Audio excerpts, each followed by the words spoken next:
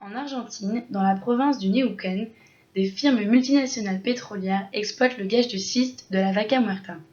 Cette exploitation, lancée suite à la découverte du gisement en 2010, suscite une vive polémique. Vaca Muerta est un gisement de gaz de schiste d'une superficie de 30 000 km² qui s'étend principalement sur la région du Neuquén, mais aussi du Rio Negro et de la Mendoza, toutes les trois situées en Patagonie. Or, la province du Neuquén comprend plusieurs zones protégées sur lesquelles empiètent ces installations. Se pose alors le problème de la légalité de l'exploitation. Qu'est-ce que le fracking ? Le gaz de schiste est extrait par fracturation hydraulique. C'est une fissuration massive d'une roche au moyen d'une injection d'un liquide sous pression. Selon Carolina Garcia, ingénieure spécialisée en environnement, un puits requiert en moyenne entre 8 et 18 millions de litres d'eau. Cette technique est risquée. En effet, l'eau injectée dans le sol peut briser la roche et mélanger alors le sable aux produits chimiques utilisés, ce qui menace de polluer les sous-sols, voire les nappes phréatiques. Face à ces risques, pourquoi le gouvernement s'est-il lancé dans l'exploitation du gaz de schiste ? Tout d'abord, l'Argentine cherche à retrouver son indépendance énergétique, perdue depuis 4 ans en raison du déclin naturel des réserves d'hydrocarbures conventionnels, ainsi que d'une augmentation permanente de la demande intérieure de pétrole. Pour atteindre cet objectif, le gouvernement de Cristina Kirchner a décidé de nationaliser la compagnie pétrolière YPF, qui signifie Yacimientos Petrolíferos Fiscales. Pourquoi se tourner vers YPF ?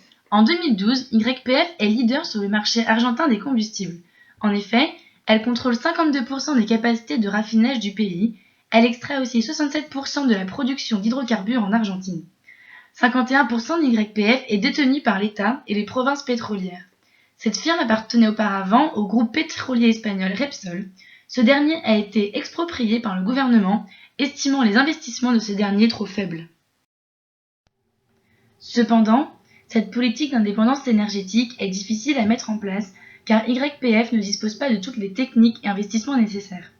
Par conséquent, l'Argentine doit faire appel aux capitaux étrangers et à des firmes multinationales telles que Total et Chevron.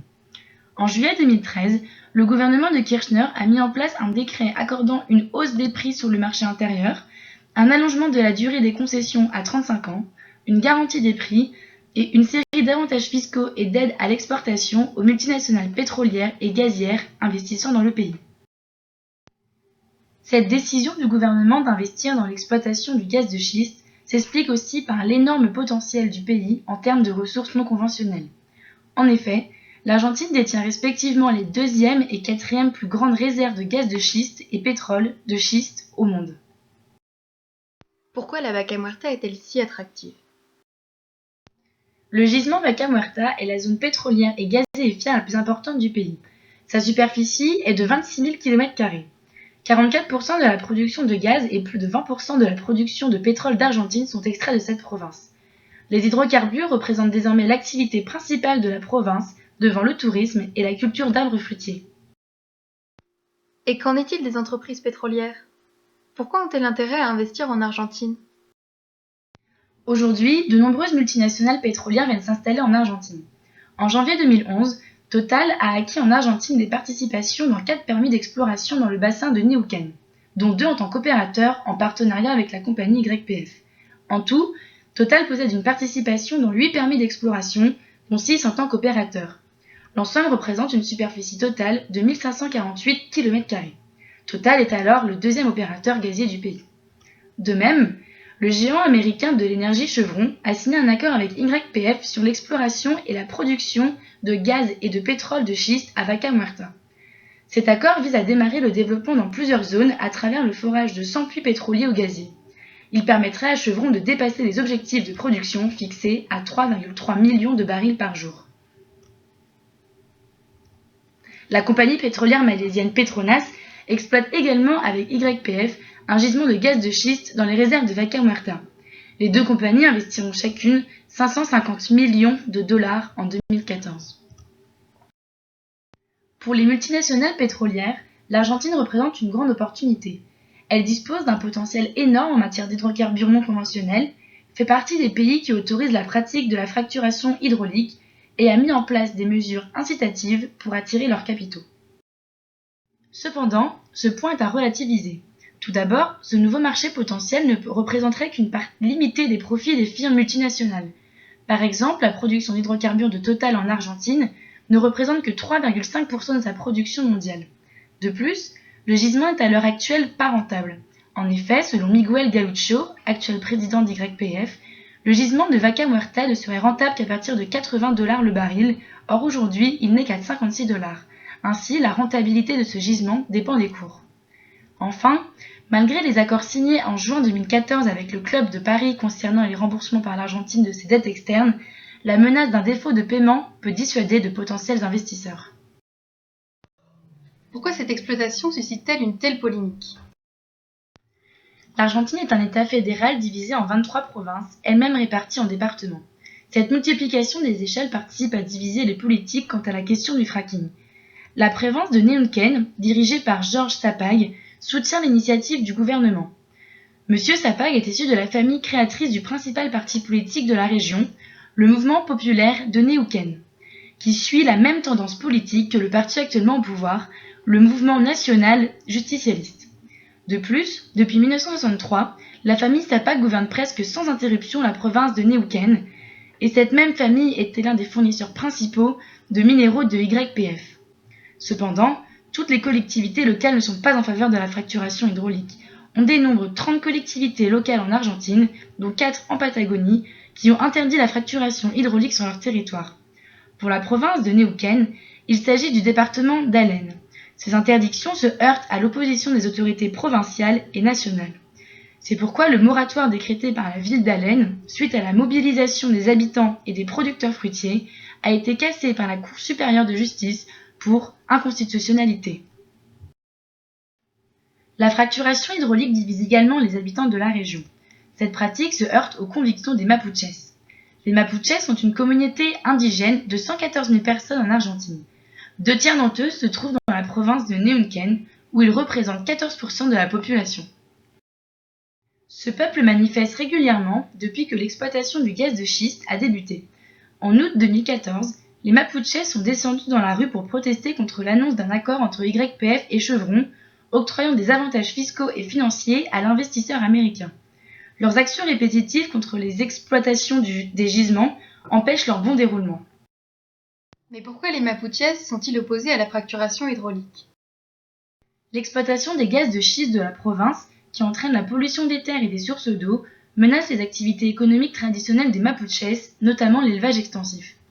La religion des Mapuches s'appuie sur le culte des totems, qui symbolisent notamment le ciel, le soleil et l'eau. Des rites rituels ont été érigés en l'honneur de ces totems à l'intérieur de la zone exploitée par les compagnies pétrolières à Vaca Muerta. Aujourd'hui, l'État reconnaît la préexistence ethnique et culturelle des Mapuches. Cependant, les Mapuches ne peuvent pas revendiquer leurs terres tant que la communauté dont ils font partie n'est elle-même pas reconnue par la province. Or, le Campo Maripe, principale communauté de la province revendiquant une partie des terres de la Vaca Muerta, n'est pas considéré par les autorités comme une réelle communauté. Dario Diaz, le maire d'Agnelo, qui est la ville la plus proche de l'exploitation, nie leur existence et estime de plus que ces populations sont les plus riches de la zone grâce au pétrole. Selon lui, les Mapuches recevraient une indemnisation financière en contrepartie de l'exploitation des terres et en plus, une partie travaillerait dans le pétrole. Cette situation crée des tensions entre les habitants de la province. Certains non-Mapuches se plaignent d'être menacés et intimidés régulièrement par la communauté. Ils affirment que le Campo Maripe ne revendique son statut de communauté et ne montre un intérêt pour les terres seulement depuis la découverte des hydrocarbures non conventionnels de la Vaca Muerta. Ils demandent aujourd'hui que des images satellites prises il y a une dizaine d'années de la zone soient utilisées afin de démontrer l'installation très récente de la communauté. Afin d'apaiser les tensions et mettre fin aux violences, le gouverneur a reconnu récemment l'existence de la communauté à travers un acte de paix sociale. La question de la main-d'œuvre. Selon Dario Diaz, l'exploitation du gaz de schiste a permis le développement de sa ville. La population a doublé en 3 ans et atteint aujourd'hui 6 000 habitants. En 2 ans, l'activité a généré près de 12 000 nouveaux emplois. Au cours de cette même période, 12 600 postes seulement ont été créés dans tout le reste du pays. Cependant, au sein de la population locale, les inégalités se creusent.